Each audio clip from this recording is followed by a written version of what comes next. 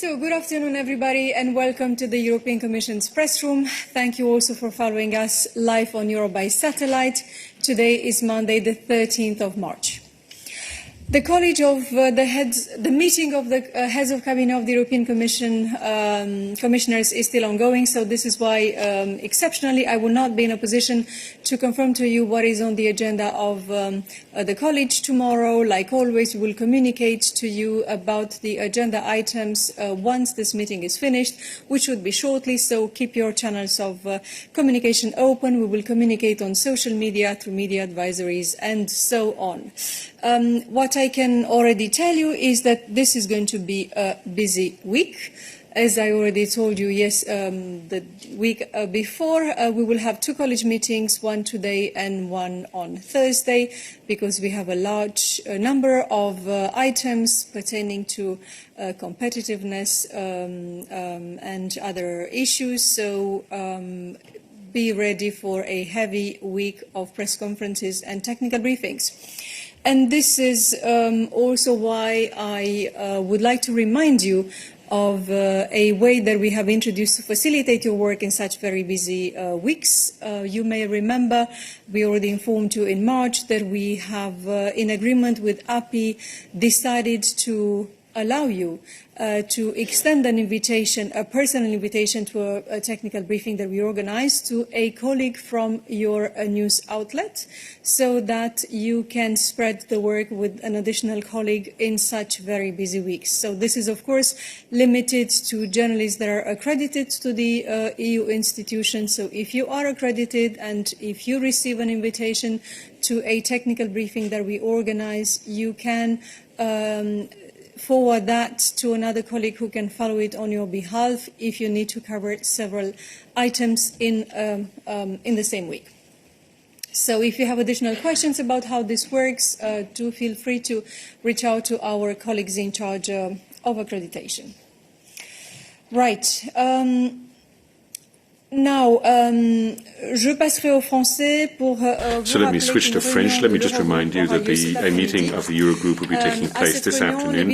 In this meeting, Vice President Valdis Dombrovskis will be participating on behalf of the Commission together with Commissioner Paolo Gentiloni. The ministers are going to discuss the macroeconomic and budgetary developments in the Eurozone. They will talk about budgetary policy, so budgetary policy presented by the Commission, the evolution of inflation in the Eurozone, the strategic objectives of a digital euro, and they'll also discuss the coordination of global economic policies in light of the upcoming meeting of the World Bank and the IMF. The ministers also intend to approve decisions pertaining to the Eurozone and the re-examination of economic governance. As always, I would invite you to keep your questions, I'm sure you have a lot, for the press conference presented by Commissioner Gentiloni. This is going to take place after this meeting, so around 6:30 this evening. So that's it for our announcements today. And I would also like to welcome a group of visitors.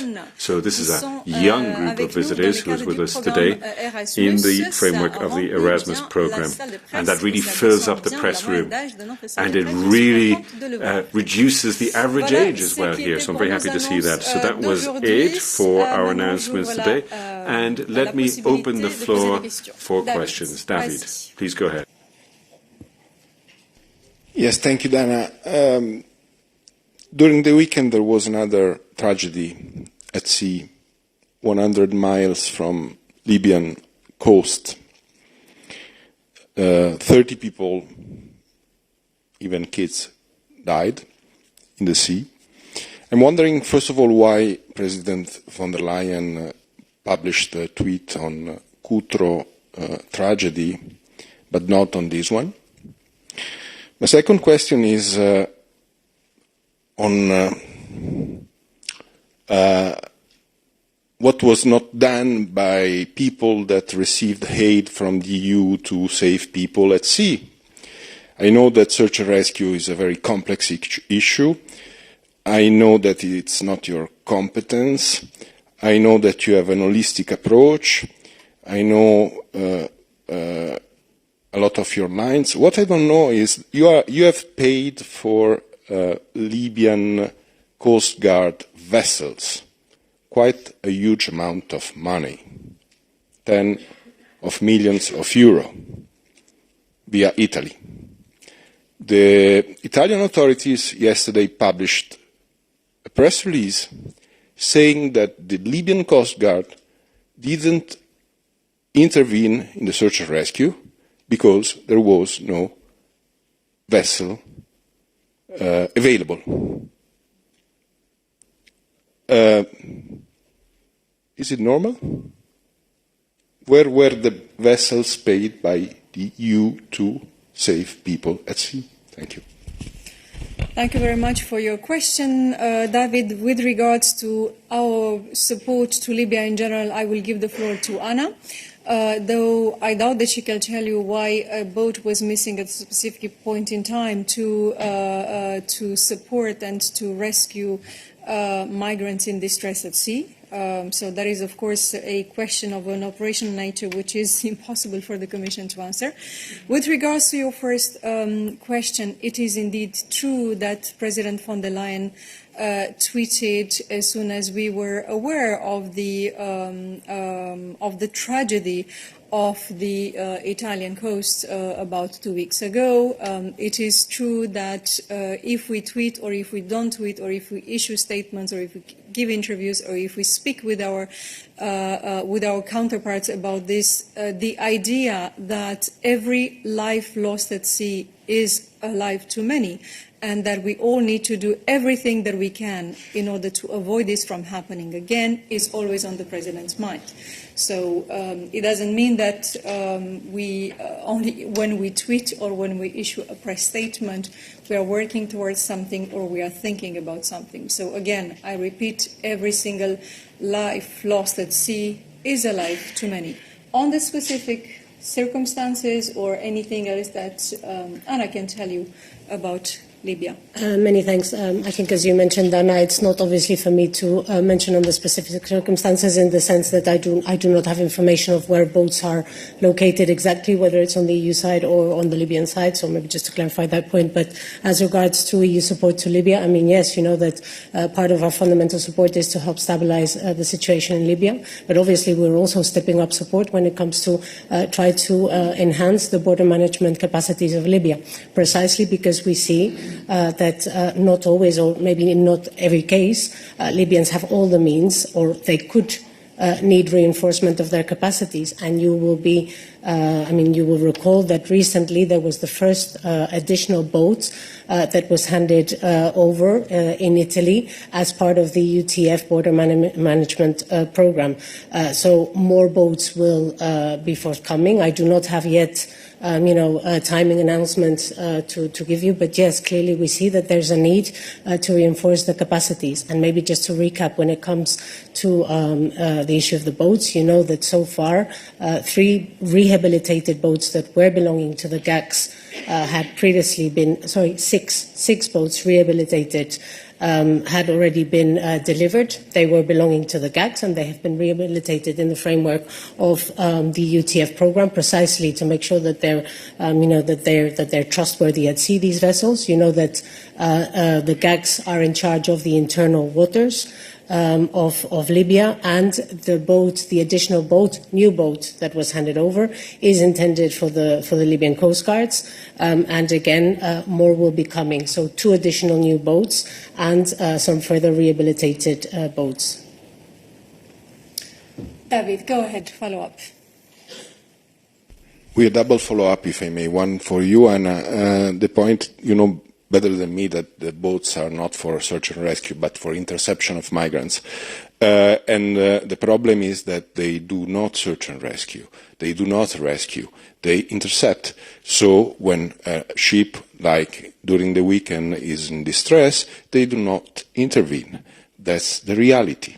So I'm wondering if you are going to ask to the Libyan authorities an explanation on what happened, or just close your eyes, waiting for Italian doing something and so on. first question I'm going to ask. Second point to you, Dana. You said very clearly that il faut faire tout ce qu'il faut pour sauver des vies en mer. You have to do your utmost to save lives. One point missing from your communication and from your document, from your holistic approach, is search and rescue. You are not pushing member states to do search and rescue. You are not thinking EU naval mission to do search and rescue. Quite the opposite. The Italian government adopted a decree, and now is law, that is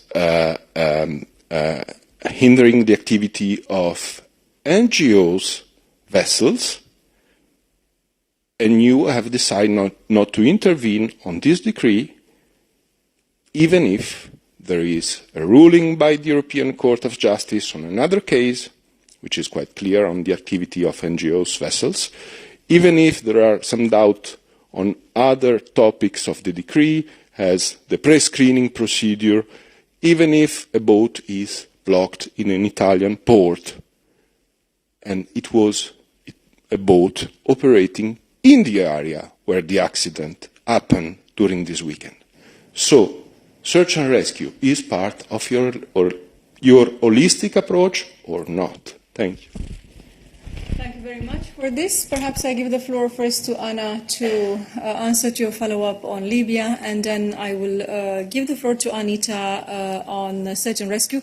We've discussed it last week again as well, David, and the Commissioner was in a position to answer questions about this several times last week, but we are more than happy to take it further with you. Anna first. Yes, so I just think that I would give a general reply that, as you very well know, search and rescue is an obligation according to international law. So, whether it's EU assets or whether it's Libyan assets or whether it's whoever's assets, when you see a boat in distress, when you see people in danger, there is an obligation to act. This is very clear, and this is what we will be calling on all to do. Now, when it comes to specifically to the contacts, I would be happy to check if there's been contacts, whether at the delegation or more particularly with our Italian colleagues, which I guess it would be the most appropriate way of following up. So I'm happy to check if there's been specific contacts in this case, but I think that in general terms what we're trying to do is work with all the instruments that we have within the limits of our competence, to also including support partner countries to beef up both, their border management capacities and, of course, also to rescue lives at sea. So I think that this is, one is not including the other. Again, it's an international obligation to save lives at sea. Seamlessly, we continue with Anita. Yes, thank you. In addition to what Anna has said, it is not correct to say that the Commission has not engaged. Quite in the contrary, we're engaging with the Italian authorities. Even though search and rescue is a member state obligation, we are striving to ensure that there is a coordinated approach. This is why we have the search and rescue contact group revival, with the meeting that took place for the first time again in person since 2021. We have discussed this several times, including with Commissioner Johansson, and this meeting has brought together the member states to discuss the current challenges in the Central Mediterranean. We have also put forward in the Central Mediterranean Action Plan a dedicated action plan for the ongoing challenges in the Central Mediterranean, also for the search and rescue, to ensure there is a coordinated way ahead. Thank you. David, another follow-up. Apologies, really, sorry. But I cannot see a coordination when, as during the weekend, Malta refused to intervene, Italy refused to intervene, asked to the Libyan authorities to intervene, they refused to intervene, and at the end of the day, 30 people died. Where is the coordination? Thank you very much, David. I think you need to distinguish between several types of coordination, and here what you are talking about is about operational intervention in relation to a certain boat. And this is, I don't know if Anita has anything to say in relation to that, but the type of coordination that we have been talking about doesn't include operational discussions about what boat to intervene there. This is not something that the Commission has in its capacity nor competence to do. Right. Any other questions on this matter or on migration? Mose. Just a very small comment or question to what David said, because I always got the impression that the Commission always refers to the need to do something about the smugglers. I mean, those who are smuggling, let's say, or trafficking, as she says, migrants from Libya, from other countries. Is that the reason why it seems to be this lack of coordination in rescuing migrants at sea? Thank you. Anita? There are two strands that we need to tackle on the external dimension side. First, David had the specific point on search and rescue and the tragedies that we need to witness and we're witnessing on an ongoing basis, unfortunately, that are calling for the need to adopt the pact, but also on the need to immediately deliver on the operational measures that we have put forward. And this is also the fight against smuggling. This is one of the elements that are also in the Central Mediterranean Action Plan, because we need a coordinated action also on fighting smuggling and also in cooperation with our third partners. Lorenzo.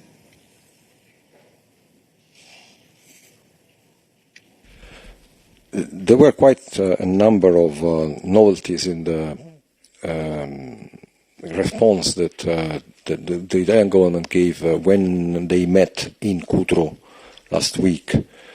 And in particular, there is this new crime that for smugglers that cause, they are, even if not deliberately, the death of at least one person.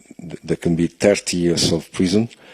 And my question on this is about the fact that this has an extraterritorial value. So the Italy thinks that it can apply this also when the smugglers acted out of the Italian territory.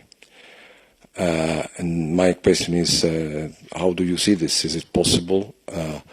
Second thing, it's about the quite surprising solution that Premier Giorgia Meloni proposed concerning the migrants that they want to come to Italy. She said we reopen the legal migration for those that want to come as workers on one side, because until now it was completely filled by the illegal migrants, the quota, the annual quota, and we do it for 3 years. And second thing is this insistence of on humanitarian corridors. The fact that people that think to have the right for international protection can go to the diplomatic representation of Italy, but also other European countries, and ask to start the proceedings for asking asylum. How do you see these three things? It's clear that they all want to render without object, as say in French, sans objet, the mechanism of the business model of the smugglers. But how do you see these answers? Are these answers that are seen at the European level as realistic, possible? Are you working on that? Thank you. Thank you for your series of questions, Lorenzo. So clearly putting migrant smugglers out of business is an aim that we all need to pursue at the European level, because they are reckless, they are making money on the back of despair and risks taken by migrants seeking to reach the European Union. So very clearly that the objective is one that we all share. So the specifics of the new Italian initiatives, I wonder if Anita has, at this early stage, just a few days after, a sort of a more legal reading beyond the political aims to share with you. Thank you, Lorenzo. I don't have specifically anything new to add on the initiative because we will not comment in any case at this stage. But let me reiterate once more the need on working together on developing coherent and strong anti-smuggling programs. This is something that we're doing and also putting forward with the Central Mediterranean Action Plan. We are working on developing a new regional anti-smuggling program in North Africa and anti-smuggling operational partnerships in Tunisia and Egypt are being prepared. And in terms of your second point, indeed, there is a need that we continue working together on enhancing the legal migration pathways and also on ensuring support for member states in this specific regard as well, because we need indeed to ensure that we can provide a real alternative for those putting their fate in the hands of criminals, but we need to do so by fighting smugglers and also prioritizing safe and legal avenues. Thank you. I wonder if the colleagues who have their hands up in the chat want to ask about the same issue. I see that Eleonora and Vincenzo have their hands up, so please only keep it up at this stage if you want to ask about this issue. Yes, it seems that's the case. So, Eleonora, go ahead. Hello, can you hear me? Yes, we can. Go ahead. Thank you so much. I am Eleonora from Euractiv. I have a question about the Irini operation in the Central Mediterranean, which has the goal to fight illegal trafficking of weapons from Libya on petrol, but also training the Libyan Coast Guard and, of course, as you wrote online, dismantling human trafficking networks. So my question is, when the boat was intercepted by alarm phone on 11th of March and the 24 hours following, where were the vessels of the Irini operation? And my second question is, which are these outcomes of training Libya Coast Guard while in these situations they even did not intervene? Thank you. Thank you very much. Irini is something that would rather be for Peter, so there he is.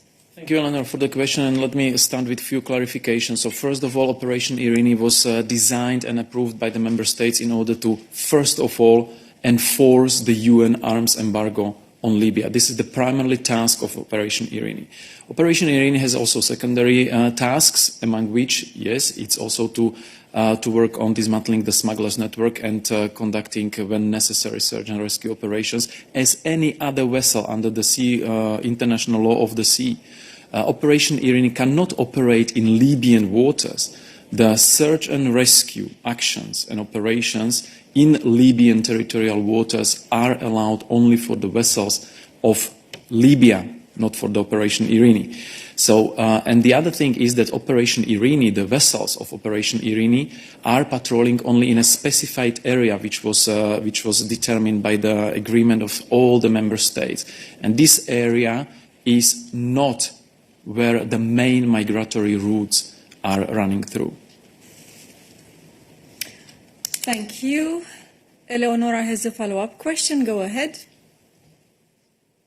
Can you hear me?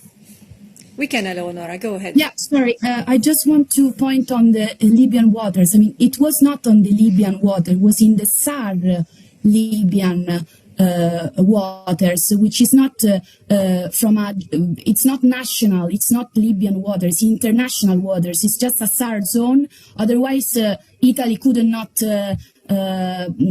coordinate the SAR operation. So they were in international waters. They were not in Libyan waters. Thank you so much. So where were these vessels of Irini? They were nearby. They were on the ports. I mean, my question: where were these boats? And they can intervene in case of search and rescue? Thank you for the question, for the relaunch of the question, Eleanor, but I hope you can understand that we cannot comment so much about the presence of the boat in distress that led to the tragedy, because this is sometimes operational information that we do not have directly. But indeed, absolutely. But on the second part of your question, of course, if a vessel of Operation Irene is close or the closest one to an unfolding tragedy, of course they have the obligation to intervene as any other vessel. So this is not linked to the fact that it's Operation Irene, but it's linked to the obligation of every vessel close to an unfolding disaster. When it comes to the question about where exactly the vessels were, maybe, since this is very strictly operational, you can check with Operation Irene if Operation Irene is at liberty to disclose this information. Thank you very much. Any other questions about this issue? Vincenzo. Good morning, Vincenzo Genovese from Euronews. I have a question on the same shipwreck, same issue.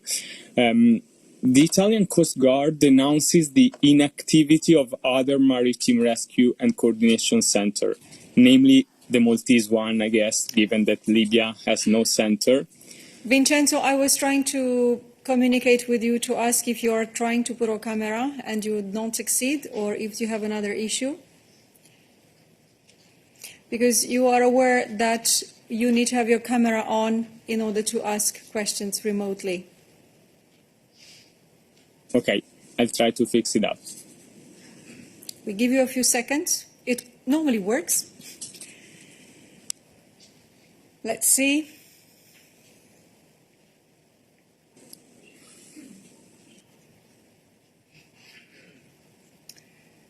So I may give you a bit longer to try to sort out this issue, because I think we have a question in the press room about the same issue. So I can give the floor to Nicola, and that will give you a few minutes to sort out your camera issue. Oui, si je peux me permettre, puisque Peter est là. Yes, since Peter's here, this is a subject that has to do with foreign relations, and so donc Nicolas Bouveret, B2 Sud-Ouest. J'avais une question sur les sanctions pour le RD Congo. I'm wondering about the Congo RD. The UCJ cancelled two Kabila sanctions. There was no proof. They said the effects were too far in the past, and basically the European Union didn't take into consideration the situation on the ground. And so do you have any comment on this cancellation of the sanctions? It's not just a formal issue. This is an issue of rule of law. And, what about, the situation which has changed and not been taken into consideration? Yes, we took a note of this decision, and the member states indeed will look at the repercussions thereof. All the decisions on sanctions are made by the member states of the EU. Merci, Peter. Okay, Vincenzo, have you solved your camera issue? That doesn't seem to be the case. So I think he will have to raise this question bilaterally for Peter. Now, go ahead.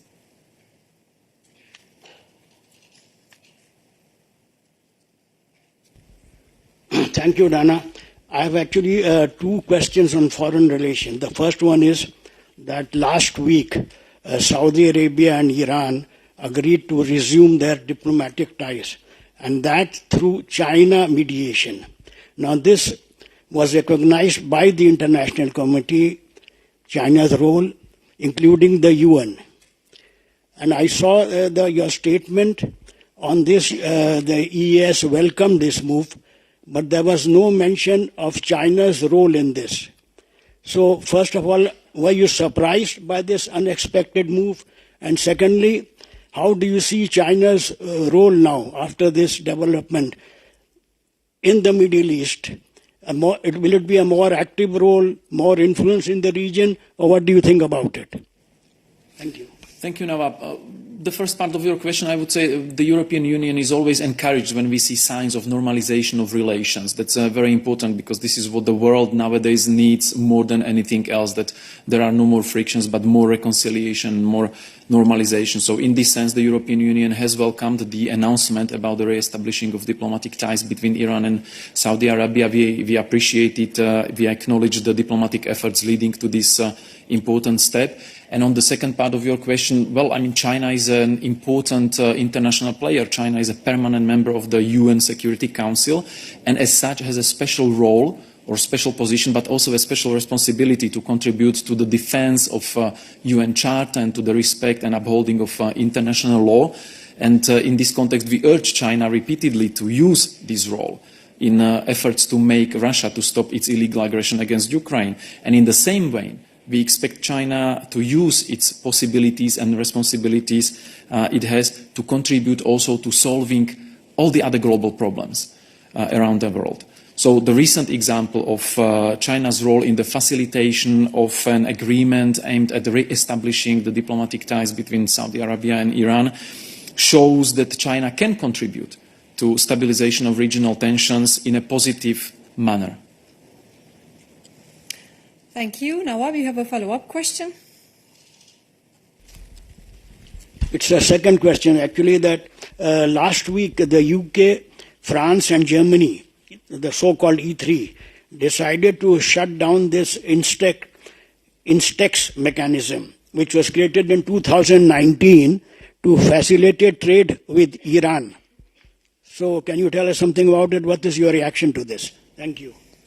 Thank you, Nawab. Although this was not an EU instrument, we welcomed and supported the establishment of Instex back in January 2019. And Instex as a mechanism created by some European countries, so not the EU, but by some countries in Europe. This mechanism was managed by the Board of Representatives of these countries. So then we can only take note of their decision about the liquidation of this special purpose vehicle, and we took note, and it's their decision. Yeah. Thank you very much. I see two more hands up for Peter in the chat. Oh, Mose first, go ahead. Yes, I would like to take the opportunity to ask Peter questions about EU's relations with other countries and its comments, not comments on what is happening there. I'm thinking about the fact that the High Representative hasn't yet commented on the controversial judicial reform in Israel and its implications for EU-Israel relations. Okay, I don't want to preempt, let's say, he's supposed to give a speech, I think, tomorrow at the European Parliament on this situation there, and maybe we'll be asked questions about this also by the members of Parliament. But in fact, he did comment last week on a very minor matter in Georgia about the single law on foreign agents and how that will impact, let's say, Georgia's chances to becoming a member state because it's aspiring to become a candidate country first.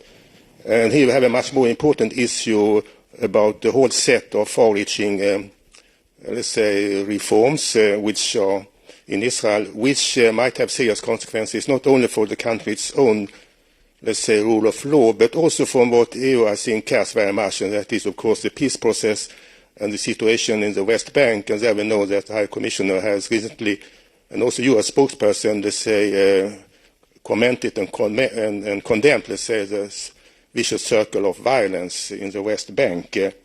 And so the question is why he hasn't yet commented on this issue, which is so important, I think, for EU. And it seems to me that it could play into the hands of those forces in the region which perhaps wish that there will be a constitutional crisis in Israel, which will weaken the country and might even risk to cause it will implode internally. Thank you. Thank you, Mose. A number of points. I'll try to address all of them, and forgive me if I forget some of them because it was really plenty. But first of all, I mean, when we reacted about the law on the foreigners, on the foreign agents, in Georgia. That was for the simple reason because Georgia is a country that showed an interest and applied actually to join the European Union, and the European Union responded in acknowledging the application and defining 12 priorities which Georgia has to fulfill in order to be in the discussions and considerations for the candidate status of the European Union. And with one single law, Georgia managed to infringe on 2 out of these 12 priorities. So I think that's quite obvious why the European Union has reacted. When it comes to the discussions about judicial reform in Israel, we see that there is a very lively discussion about the proposed reform and the suggestions, both within the framework of the institutions and beyond, also in the streets. And we never doubted the nature of Israel as a democratic country, and we never doubted the ability of democratic institutions in Israel to deal with the issues, and we see that they are dealing with the issues. So there is an ongoing debate. It's not our place to enter the debate saying what's wrong, what's right. We are following it very closely. Israel is a very important partner, and our partnership is based on shared values and principles. So, of course, the independence of judiciary, rule of law, democracy are very important principles which we are watching how they are upheld.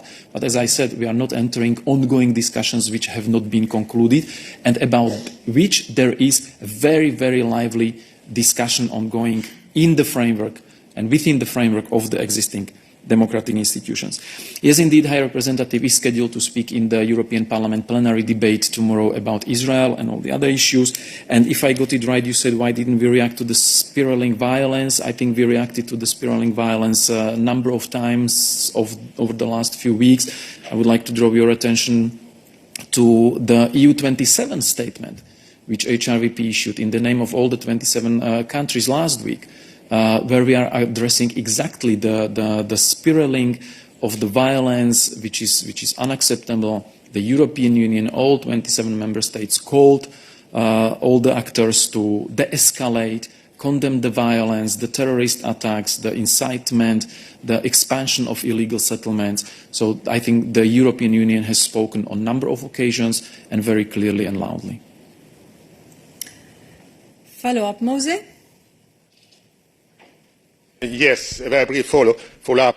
Perhaps I should correct myself. I meant, of course, the opposite.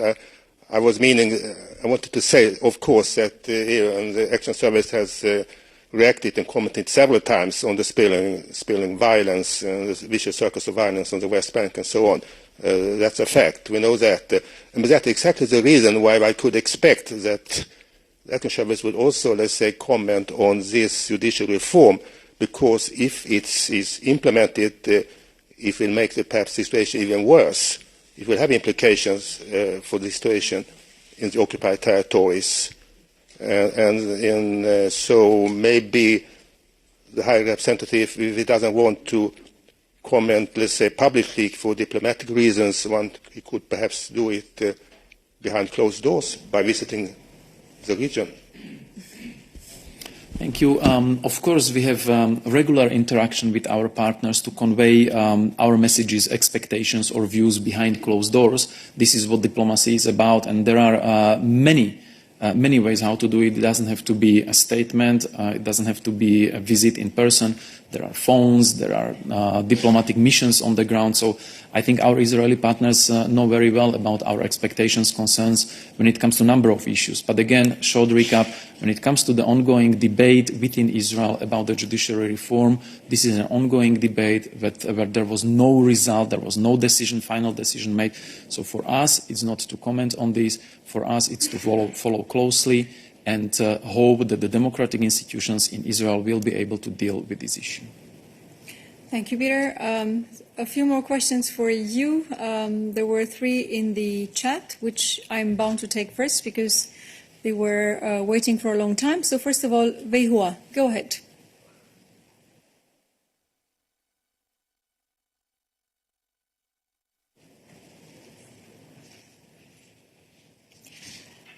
I'm not sure we can get Veihua on the line. I have no sound and no image. No? Oh, is that okay? I can hear you, but I can also see you now, so go ahead. Okay, thank you very much. Yeah, I just want to follow up on my Indian colleague's question a little earlier. can you explain why the statement from the External Relations Service didn't mention China under Iran-Saudi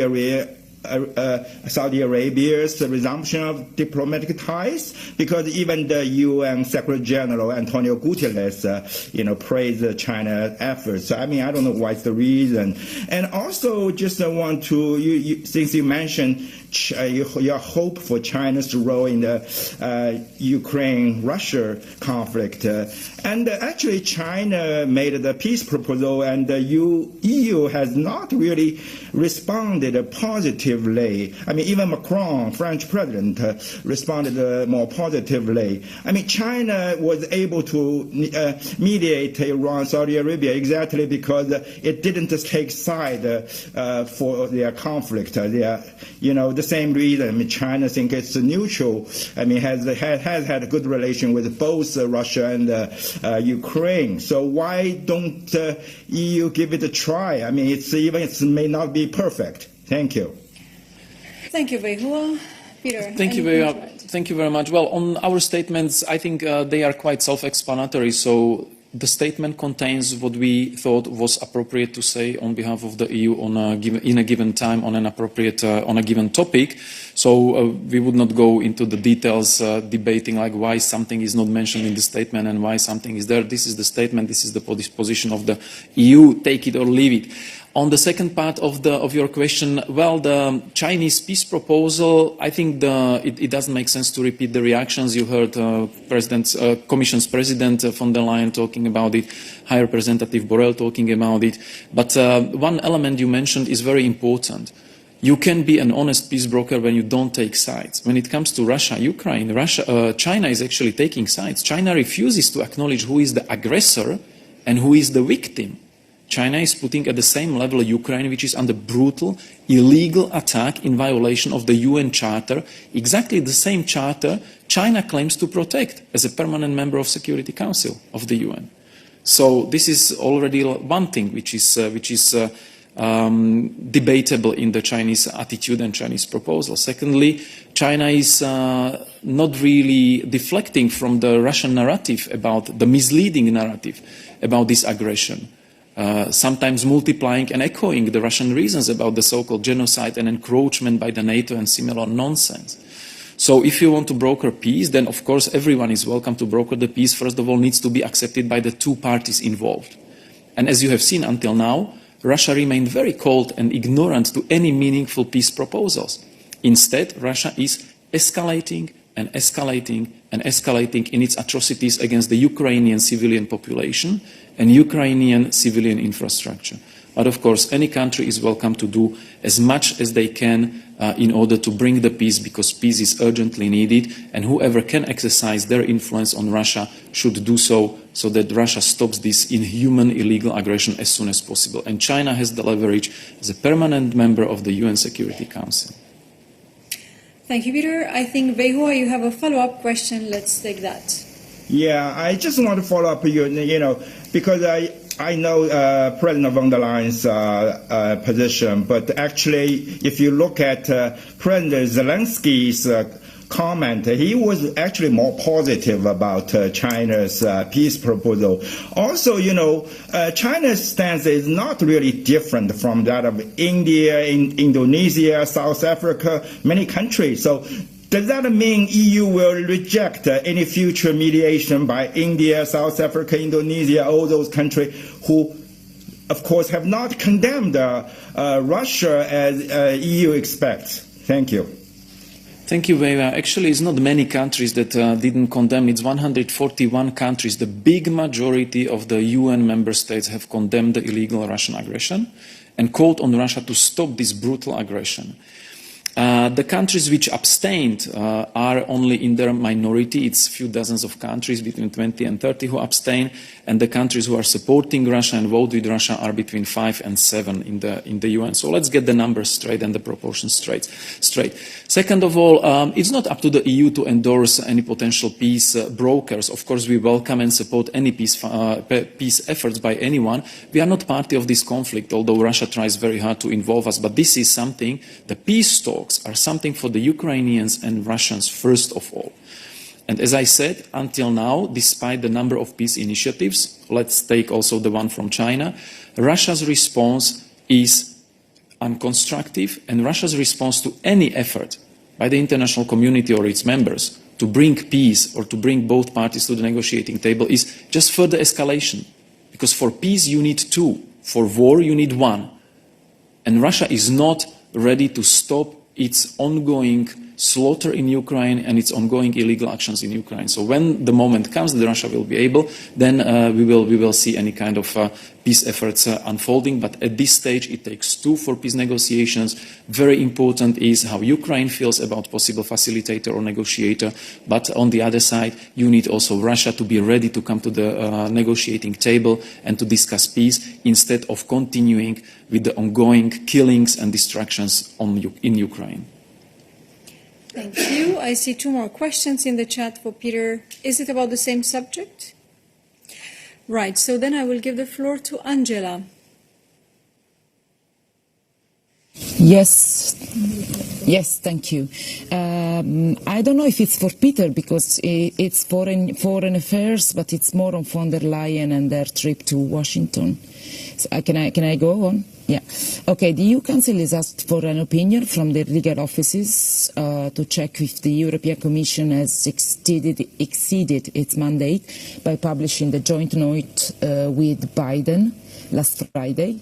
Basically, they're saying that the opinion, the position expressed by von der Leyen is different from the one established by the European Council last October on China. Do you have a reaction on this? Thanks. Thank you so much for this. I missed the beginning of your question, so could you please repeat the beginning? Who is alleging this? Yes, the EU Council has asked for an opinion from their legal offices to check if the European Commission has exceeded its mandate by publishing the joint note by von der Leyen and by the last Friday. Thank you very much. So at this point, I think I can free Anita because we have exhausted the migration questions and, of course, we may have other foreign affairs questions. So, no, look, Angela, we have continued our good cooperation with the United States, which we have launched years ago in order to address both questions linked to sustainable trade, as we have worked on with the United States in the framework of our bilateral cooperation since the beginning of the President's mandate. We have continued our good cooperation with new steps announced in Washington in relation to energy to ensure our security of supply. We have continued the good cooperation that we have launched and the good dialogue with regards to the clean tech economy and our dialogues on incentives. And we are bringing this in the framework of our Trade and Cooperation Council by diversifying and amplifying the work that we are conducting there. And in relation to China, I invite you to read the statement, and I recall you that there was a discussion that took place at several European councils with regards to our position on China. What is very clear is that in relation to the United States, we share the assessment that it's important to be vigilant, both in regards to ensuring our resilience through economic security and robust supply chains, which would not bring us in a position of dependency, not to repeat the situation and the risks that we have found ourselves in with regards to energy vis-à-vis Russia. So this is our assessment, which we share with the United States with regards to the need to ensure the robustness of our economic security and with respect to supply chains. Where we have a very clear position is that we are clear about the need to de-risk our relationships with China and the risk of dependencies. So we are not talking about delinking, we are talking about de-risking. This is our position, and this is the position that we have presented in the framework of the European Council and in the meetings that we have with our partners. David. Thank you, Dana. My question is on the part on strengthening economic security and national security. President Biden and President von der Leyen stated that they have tasked their Sherpa to formulate key recommendation on economic security by the summer. So I guess that there will be a negotiation between the EU and the US administration. And then there are other parts that imply a sort of agreement that could be reached between the two parts. I'm wondering what is the basis of this negotiation? I mean, is it a Council mandate, European Council conclusion? Is there any legal or political text that define exactly what are the parameters that the European Commission or the Sherpa of the President should follow in the negotiation with the US part? Thank you. Thank you for the question, David. I think that looking at the respective point in the joint statement, you will see that this is also placed in the broader framework of the G7. And you may recall that economic security from precisely this perspective is one of the priorities of the Japanese presidency of the G7. And if I am not wrong, this summit will take place before the summer or around the summer, and this is basically work which is congruent with our presence and with our work around the G7. So following that and the discussions in Washington, we will see what would be the additional steps with regard to the process, and obviously we will always go to the European Council and to various council formations should the work involved in this process be relevant for various sectors of the Council's working groups or various other institutions. So we will be mapping what work there is to be done together on that in relation to also the work of the G7 and obviously the institutions that would be appropriate, responsible or concerned, or the working groups and all the stakeholders that would be concerned will be consulted and involved in the appropriate way. Is it the same subject? Yes, well, let's stay with this because I believe that we have a few more questions about this. Go ahead, Nicolas. Oui, excusez-moi de revenir sur le sujet d'Anna. Sorry to come back to this subject. J'ai pas tout à fait bien compris. I didn't quite grasp. Au niveau de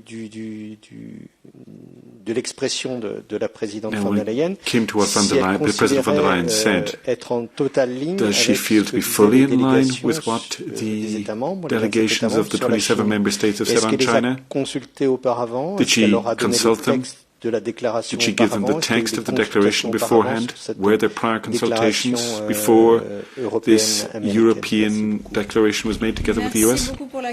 Thank you very much for the question, Nicolas. When it comes to the substance, I can say that we had a number of meetings with the Council. We discussed China there. President von der Leyen was very clear. She was very clear as to our assessment and analysis. She was clear as to the need for us to avoid falling into a situation whereby we would be dependent on the Chinese for a number of sectors, and a number of key sectors for us, raw materials being one example. At the same time, however, she made her assessment public with a number of speeches. These speeches set out our position We also set out the steps we felt were important and the steps that we feel could bolster our resilience. There was the speech she gave to Davos in January. That was one of them. So that's the position of President von der Leyen. She made that public. She shared her assessment. And she discussed this with the heads of state and government. She also made this public on a number of occasions. Now, once again, on the procedure itself, well, now, I'm not sure what kind of contacts there were beforehand. However, we do keep our partners informed of the various different steps, but I can't tell you precisely if there was a more formal consultation beyond the regular consultations and contacts that we have with our partners. This is within the European Union. Nicolas. Juste pour préciser, so just to clarify, la présidente von der Leyen considère donc President von der Leyen feels that she had a mandate from the 27 in order to make the declaration that she made in Washington, implicitly or explicitly. Indeed, we feel that this declaration that we signed together with the United States and our services worked on this declaration together with the American side. We did this over a number of months. This covered a number of fields, economic fields, clean tech, energy, trade, the sustainability of trade, the production of certain key goods, for example, aluminium, steel.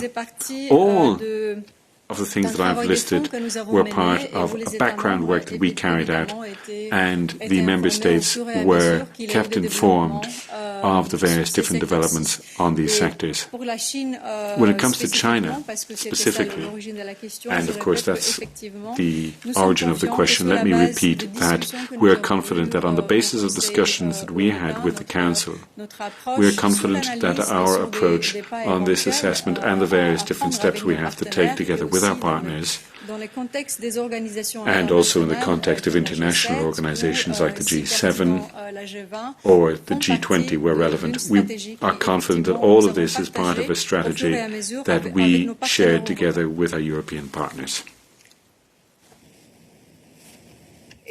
Yes, David, if it's about the same subject. Yes, it's about the visit of the President with Mr. Biden. And the statement made. The American analysts are saying that, it doesn't treat what the American analysts are calling the German Pearl Harbor, which is the Nord Stream problem.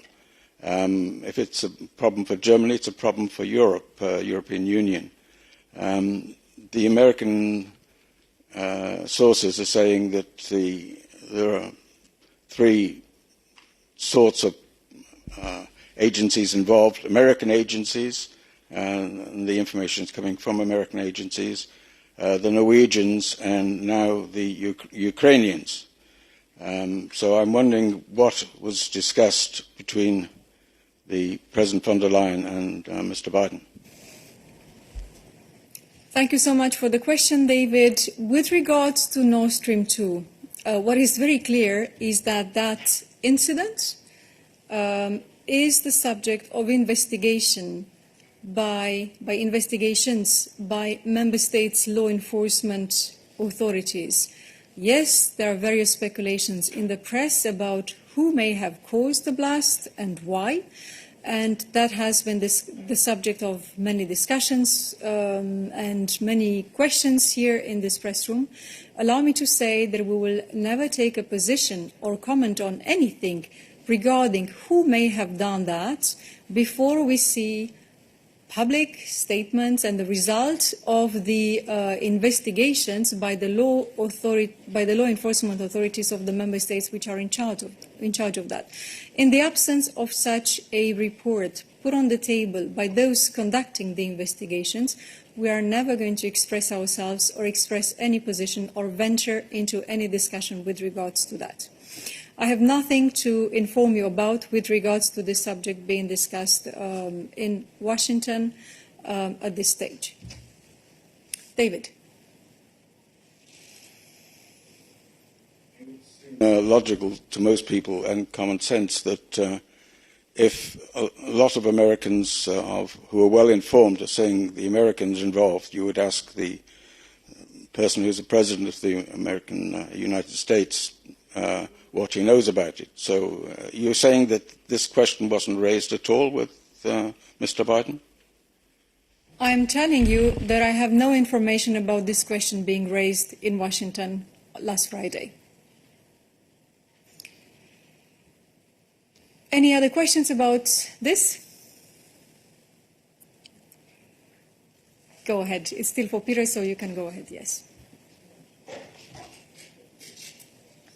I have a question for Peter on Moldova, because last Friday Commissioner Johansson said that more needed to be done to strengthen security in Moldova, and there has been a letter of intent signed by her Moldovan counterpart with Europol.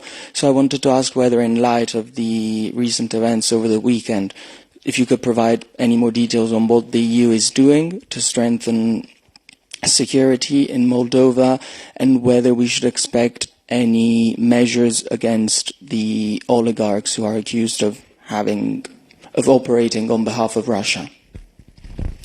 Thank you. I see three parts in your question. I will address two, and then Anita will join to address the third one related to Commissioner Johansson. First of all, on the overall security and overall situation in Moldova, Moldova is one of the countries most negatively affected by the illegal Russian aggression against Ukraine, and this is posing increased security risks for this country, and of course challenges, the related challenges. Over the past few months, we have seen that Moldova has increasingly become a target of Russia's malign actions, foreign interference, disinformation, hybrid attacks, and the aim of these is clear: to undermine and destabilize the country, to undermine the pro-reform, the anti-corruption, and the pro-EU government and administration in Moldova. So in this, we have the same assessment as the United States are having. Moldova is really at risk. And we, at the same time, are confident in the ability of Moldova to tackle these unprecedented threats and challenges, and we continue to support Moldova in strengthening its resilience. And how concretely? I mean, we stepped up support in a wide number of areas, including energy security, macro-financial assistance, and also security and defense, so that Moldova is better equipped and better able to fight the hybrid attacks, such as cyber attacks, and deal also with the information manipulations. Our experts are already working with Moldovan counterparts to address these evolving hybrid threats by increasing the cybersecurity, countering disinformation. An additional tool we are considering as the European Union is possible deployment of an advisory civilian mission in Moldova, which still needs to be agreed by the EU member states, and is currently debated. So all this is what the European Union is doing to strengthen Moldova's ability to deal with this malign interference coming from Russia. And on the sanctions, as always, sanctions are a decision for the member states, and any process of sanctioning, either discussions, considerations, proposals, are confidential, so I'm not at liberty to touch upon this. Thank you. And on our support, in particular, as regards the EU Security Hub, because this is what you're referring to, since the last July, when we have set up the Security Hub, the close cooperation between the member states, the Home Affairs agencies, and Moldova has led to a status agreement allowing the deployment of Frontex border guards to Moldova, joint investigations in high-profile cases, and also an increase of support and cooperation in regards to countering organized crime. And Moldova is also joining 16 operational actions that are coordinated by Europol. So Moldova is therefore not only a beneficiary of the EU support, but it also has become a provider of the security. And the support for Moldova through the security hub to counteract key threats, be it firearms trafficking, migrant smuggling, trafficking in human beings, and the prevention of counter-terrorism and extremism, cybercrime and drug trafficking is continuing. Right, thank you, Anita. And I think that now we will try to get Vincenzo again. Hopefully he can put on his camera at this stage. Good morning, can you hear me? Vincenzo Genovese, Euronews. We can hear. Great, thank you. Sorry to come back to the topic of migration and namely the shipwreck in the Mediterranean Sea.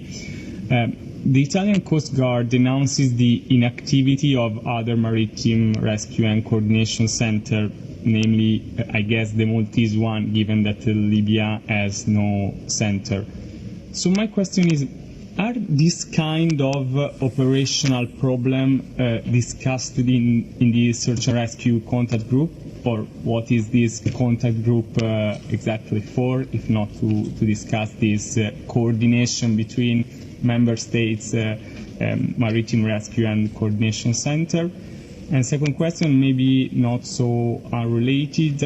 Commissioner Johansson said on Thursday that this week a new border management system will be presented. Can you already tell us when precisely and what we should expect from it? Thank you. Thank you.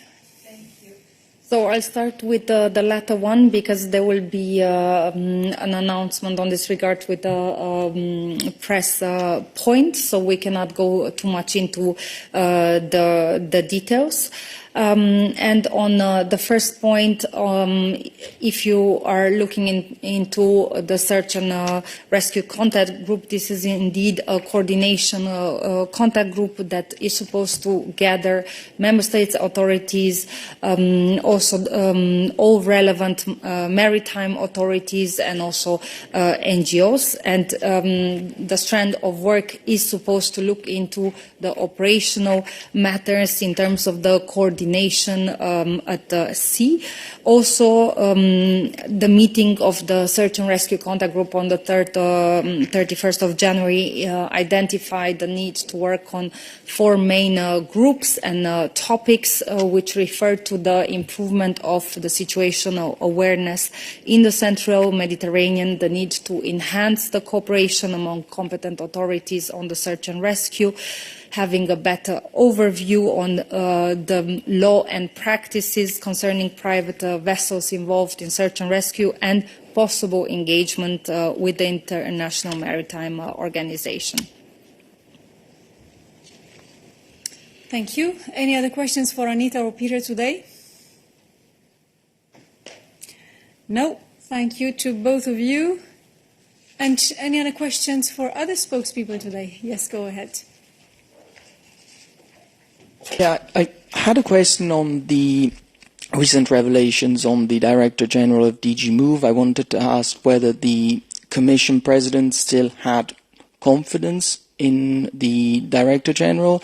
And last week you've said that practically he had self-authorized, that there was no conflict of interest in going to Qatar. So I wanted to ask whether there is any evidence of this self-authorization, and if so, whether it could be shared publicly. Thank you very much for your question. So to go back to this, let me remind you where we stand on the situation. So last week, you have probably heard about it. We announced that we are changing the rules with regards to our missions. So we have circulated a new guidelines for missions where we clarified and tightened further the situations when a mission can be accepted with a contribution from a third party, to put things in context from the large number of missions that our organization is undertaking through our staff. Only 1.5% of such missions are made with a financial contribution from a third party. So we are already talking about a very, very tiny number of missions where there is a contribution by a third party.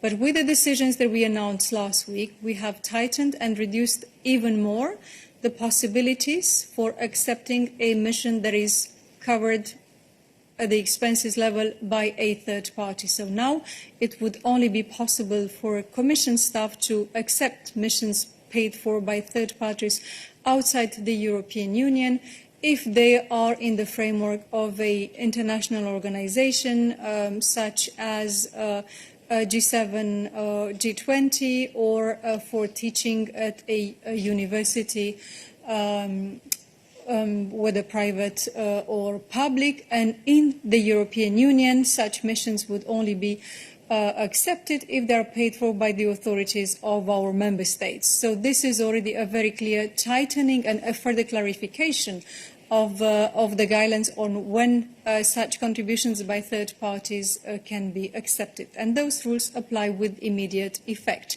The second change introduced in those guidelines refer to the fact that Directors General, who are, I recall you, the highest sort of administrative level in the European Commission services, will need to seek the approval of the cabinets and the heads of cabinets of the relevant commissioners when accepting any such travel paid for by third parties, even though, as I said, the rules are very clear. This can only be done in the very specific cases that I mentioned. So this is with regards to the rules regarding the approval of missions outside the European Union.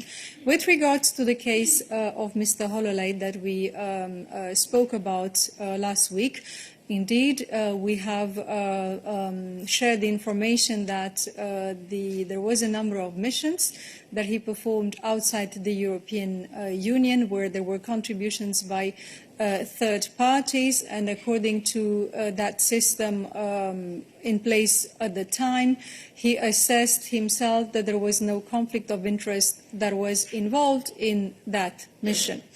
We also informed you that in line with our approach of taking a very close look at the perception of conflict of interest or the existence of a conflict of interest, we have referred the matter to our competent authorities. So competent authorities in the European Commission are looking at those missions that were performed with a contribution by third parties, and they will they're assessing actually since last week whether there is indeed a conflict of interest that can be excluded, or all the matters regarding those missions.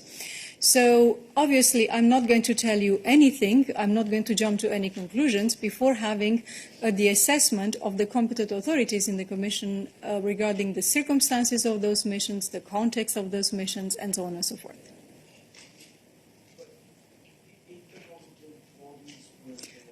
It's not, yes. Yeah, we're to find that there was a conflict of interest. Is there a procedure whereby they could sanction him, or, you know, potentially he would have to resign? Is there some procedure which is envisaged in case they do rule that there was a conflict of interest?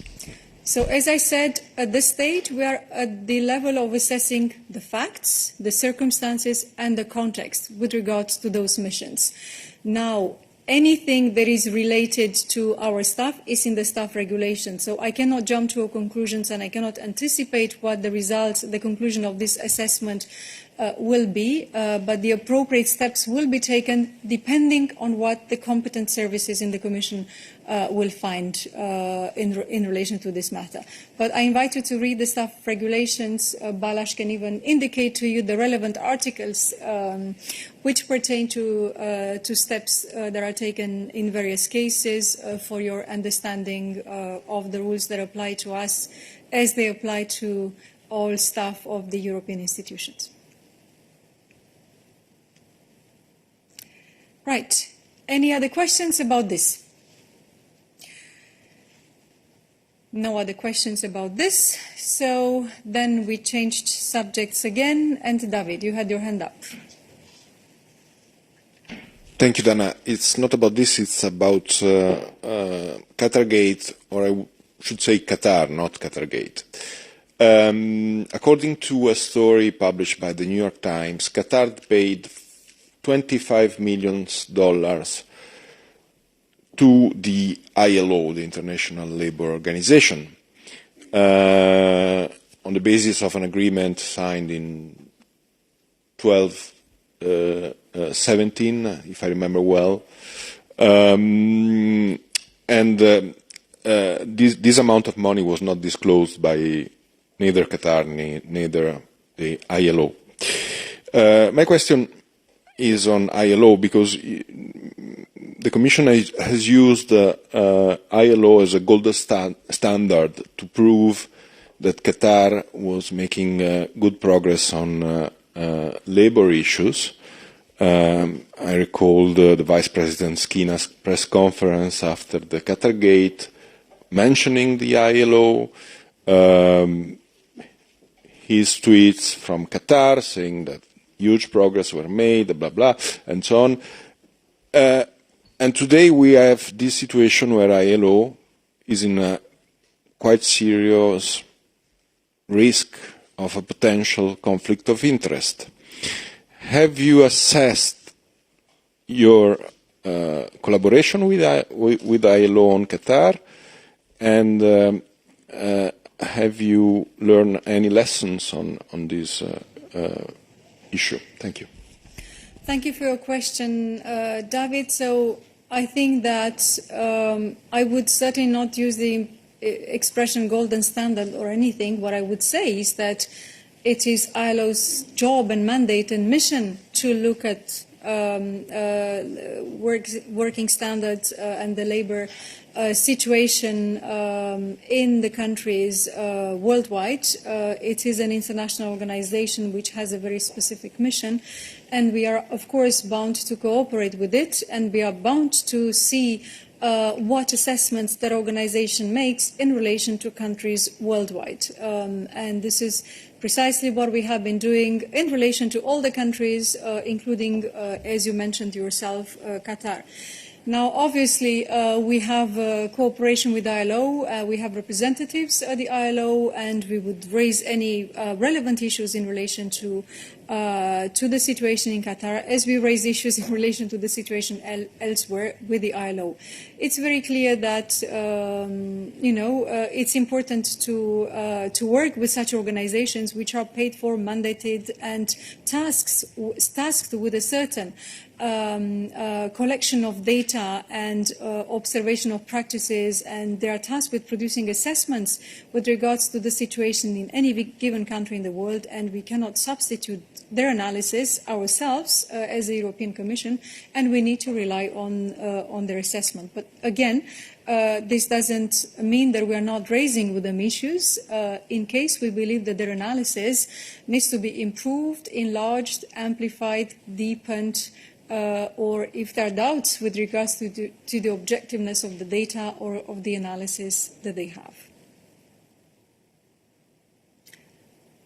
I see that Marco has his hand up. Marco. Yes, but it's on another subject, sorry. See any other hand up, Marco, so you are welcome to continue. Okay, thank you very much. I have a question on the EU regulation for car emission. Today there's a meeting of some ministers of transport in Strasbourg, and some of them said that there may be a meeting with some Commission representatives. So I wonder, first of all, if there is any meeting foreseen for the moment with the commissioners. And the second question concerning the EU regulation for the ban of car emission in 2035 that is now blocked in the Council. Do you think that it's an issue that the Council has to solve itself, or the Commission is planning to do something in order to give to these member states reluctant some reassurances, maybe with some political declaration or maybe with the presentation of any proposal for regulation on e-fuels. Thank you. Thank you for your question, Marco. So in relation to the meeting between several transport ministers from the EU member states, we are not part of that meeting. We are not attending it according to my best and latest information on it. And I understand that the ministers will discuss a range of issues that you mentioned yourself in relation to the legislation under finalization in Council on CO2 emissions from cars.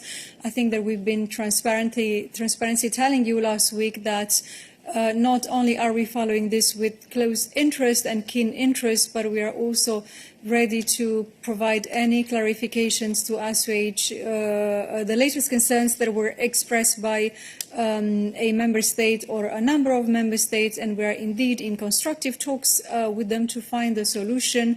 We all share the aim with regards to the reduction in CO2 emissions at the level of the EU and with regards to having no CO2 emissions from cars, but we also said that it would be premature to tell you at this stage what the results of those discussions is and what the options we can put on the table.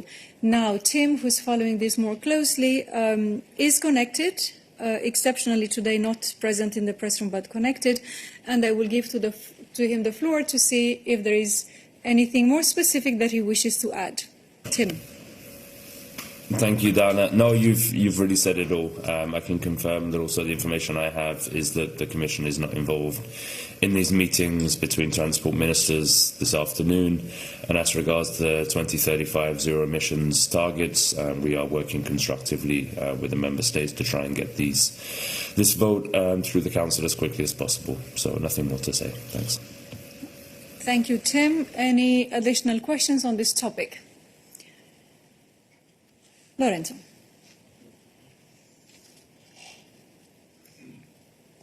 I guess it's for Tim, if you can. It's about this, the Euro 7 that has been discussed today in Strasbourg by a dozen of ministers is criticized because it actually requires the industry to make investments for reducing the emissions of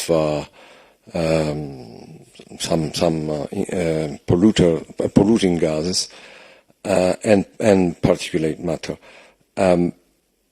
while at the same time there is the 2035 objective, which means that some of those, those investments will be only for a few years, because these investments are for combustion engines, and this is the reasoning behind the meeting. So what does the Commission answer to this? Why is the Commission asking the industry to invest so much in the combustion engine in order to make it cleaner, seeing that the combustion engine is going to go after 2035. Thank you.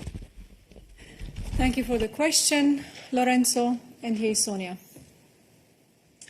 Many thanks, Lorenzo, for your question, which is very pertinent, and this is a very important point of our proposal, because the Euro 6, the previous emission standard, dates from 2012, and since then already the industry itself has adapted and evolved. So the combustion engines, in comparison to the levels of emission that were in 2012, nowadays have evolved. So they are very much close to the levels of ambition and the targets that are set by Euro 7, meaning that the proposal that the Commission has made is realistic, it's ambitious, but realistic. And then, of course, the purpose of the proposal is to protect our citizens' health and the environment, and also to ensure that there is a smooth functioning of the single market with a competitive automotive industry. So in that respect, every improvement that could be done in view of the protection of the environment and also the health of our citizens is a benefit, is an added value, especially, as I mentioned, that the industry has already caught up a lot and is very close to this proposed standard by the Commission. And just to mention another aspect that Commissioner Breton has underlined also in the past, that the standards will be applicable in the EU for the combustion engines, and there will continue to be exportation from the European Union of combustion engine cars to third countries. So in that respect, to ensure that the produced combustion engines are at the highest level of environmental standards and also the protection of air quality and health of the citizens continues to be very relevant, also beyond the target date of 2035. Thank you, Sonia. Any additional questions for Sonia on this matter? Yes, David, go ahead. Yeah, hello. Hi, sorry, I got cut out when Tim was there, but it's the same matter, I think. I lost 2 or 3 minutes. It's just really a background question. So you've mentioned there are concerns among member states, or a member state, and that ministers are meeting today.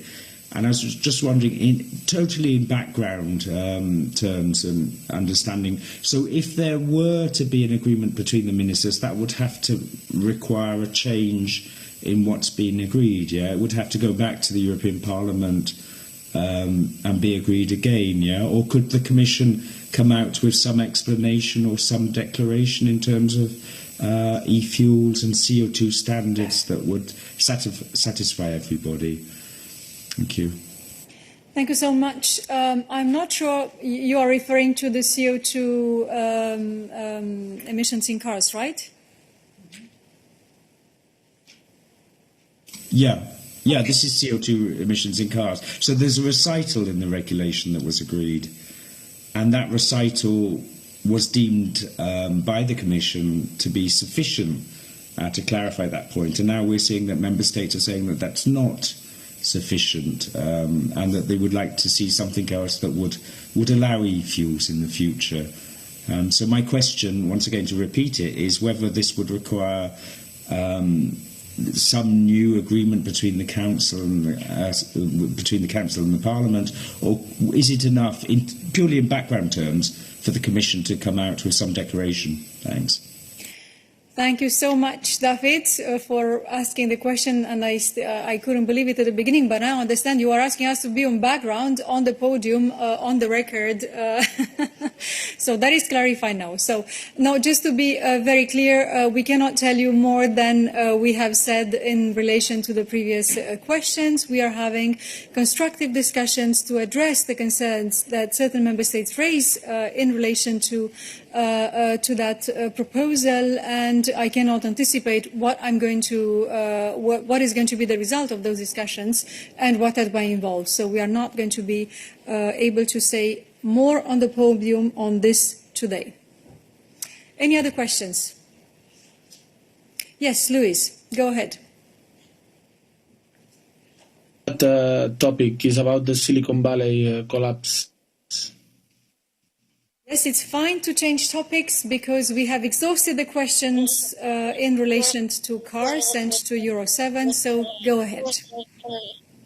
Yeah, I would like to know actually if there is any official reaction from the European Commission about the Silicon Valley bank collapse in the US. Thanks. Thank you so much. That would be one for Dan, who is joining me on the podium.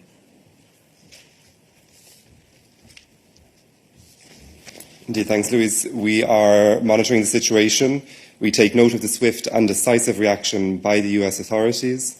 Within the EU, there is a very limited presence of Silicon Valley Bank, and of course we are in touch with the relevant national competent authorities. Thank you. Any other questions on this? Not the case. Any other questions on anything else? David, go ahead.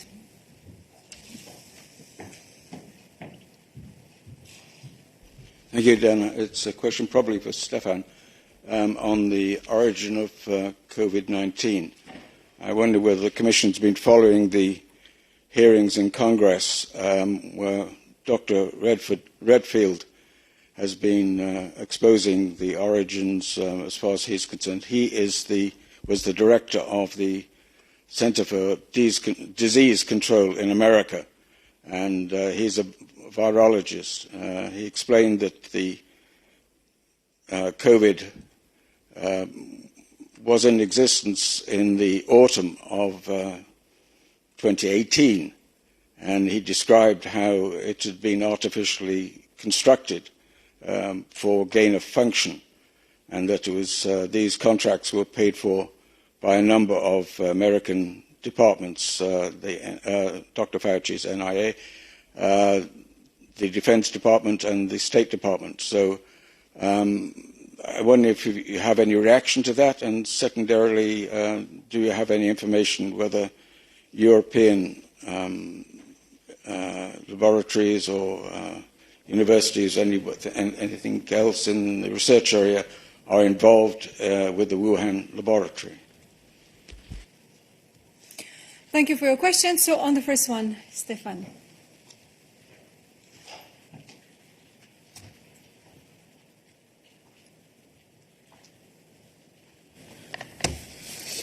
Hi. Very short reply to your first question. No. We don't comment. We don't have any specific comments. I think I can only reiterate what we've said already, I think 2 weeks ago here. It's important. The WHO is checking, working on the origin of the virus. We obviously support the work. It's important that everybody shares all the information so that a good job can be done. But we don't have any particular comments on the comments which have been raised in the United States on this matter.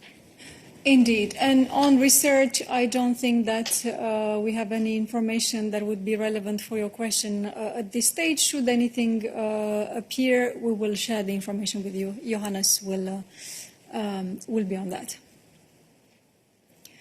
All right. Any other questions for Stefan today? Not the case. Any other questions for anyone else? Also not the case, so thank you. Stay tuned for announcements regarding the agenda of the college meeting of tomorrow, which should be imminent, and we'll see each other on Wednesday.